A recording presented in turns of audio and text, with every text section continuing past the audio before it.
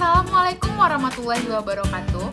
Hai teman-teman, balik lagi bersama aku Anissa Syarina di mata kuliah pengembangan organisasi. Nah, kali ini aku ingin ngebahas tentang strategi intervensi dalam meningkatkan produktivitas dalam pengembangan organisasi. Nah, check it out! Ada beberapa macam. Yang pertama, rancangan bangunan pekerjaan. Kedua, tim kerja yang mandiri. Ketiga, gugus kendala mutu. Dan yang terakhir, mutu hidup karyawan. Yang pertama, rancangan bangun pekerjaan. Tujuan utama dari dasar bangun pekerjaan ialah menghubungkan antara sumber daya manusia yang ada dengan organisasi yang akhirnya mendukung tercapainya produktivitas dan kepuasan yang tinggi. Dalam menyusun rancangan bangun pekerjaan, ada 3 hal yang perlu diperhatikan. Yang pertama, rancang bangun harus mencerminkan tuntunan, organisasi, dan perilaku pekerjaan yang dirancang. Kedua, membuka ruang bagi para pelaku untuk menjalankan pekerjaan sesuai dengan tolak ukur kepuasan masing-masing.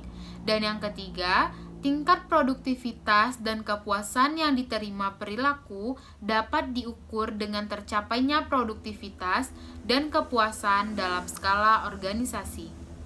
Unsur-unsur rancang bangun pekerjaan terdiri dari yang pertama unsur organisasi, di mana dalam membuat rancang bangun pekerjaan yang dipentingkan ialah bagaimana membuat suatu kerja organisasional menjadi efisien. 2. Tuntunan lingkungan. Poin ini lebih hendak menjembatani situasi yang berbeda di luar unsur organisasi tapi mempunyai pengaruh penting dalam terlaksanakannya suatu pekerjaan. 3. Keperilakuan. Keperilakuan berkaitan dengan mempertimbangkan masing-masing individu yang terlibat dalam suatu pekerjaan atau organisasi. Tolak ukurnya ialah mutu kehidupan berkarya dari pekerjaan. Tim kerja yang mandiri. Tim kerja yang mandiri adalah suatu kelompok yang diberi otonomi oleh manajemen tingkat atas untuk mengambil keputusan tentang cara yang hendak mereka tempuh menyelesaikan tugasnya.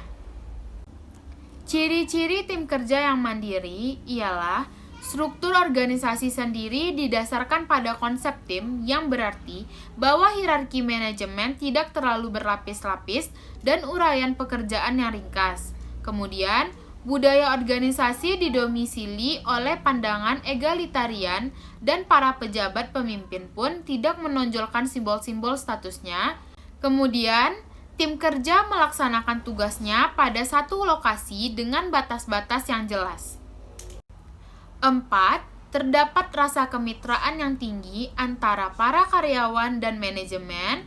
Kemudian, konfigurasi tim dibuat sedemikian rupa sehingga perbedaan latar belakang, pengalaman, pengetahuan, variasi literatur yang dianut, dan keterampilan yang dimiliki dimanfaatkan sebagai salah satu sumber kekuatan tim.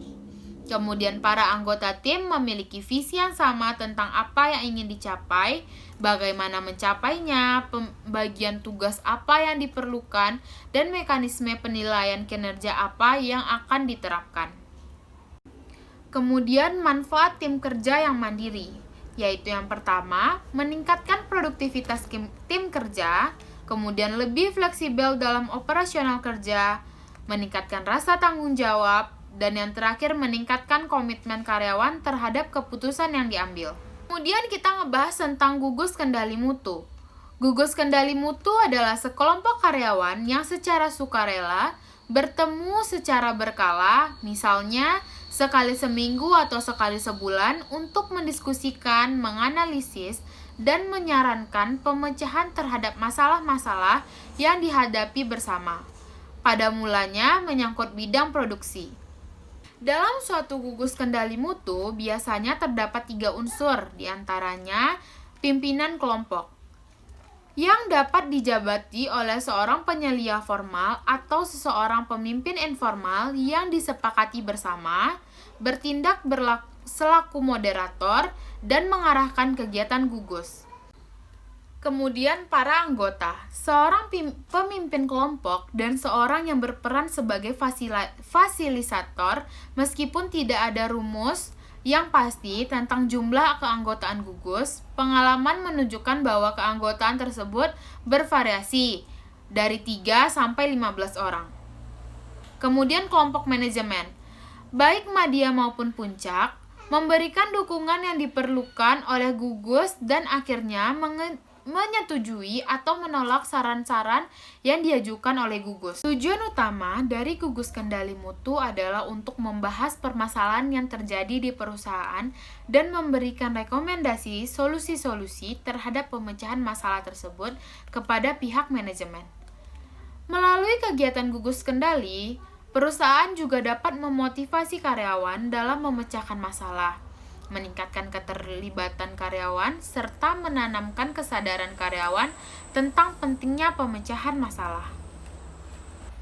Tahapan-tahapan proses pemecahan masalah, yaitu yang pertama, mengumpulkan masalah yang berkaitan dengan pekerjaan, kedua, memilih dan menetapkan prioritas masalah yang akan diselesaikan, ketiga, menetapkan target untuk masalah yang akan diselesaikan.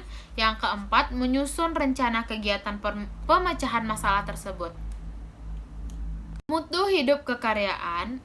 Mutu hidup kekaryaan atau quality of work life merupakan persepsi karyawan terhadap lingkungan organisasi tempat mereka bekerja, di mana organisasi berupaya untuk memberikan kesesuaian antar karyawan, teknologi, pekerjaan, dan lingkungan dengan cara mengembangkan lingkungan kerja yang nyaman serta kondusif sehingga tercipta keseimbangan antar kehidupan dan pekerjaan mereka. Melalui mutu hidup kekaryaan, setiap karyawan dibina agar memiliki persepsi yang tepat tentang berbagai aspek sosial kehidupan organisasional seperti tanggung jawab sosial perusahaan, kewajiban menghasilkan produk dan bermutu tinggi yang berguna bagi masyarakat, pelestarian lingkungan, pembuangan limbah industri dan limbah domestik, dan pemasaran yang jujur.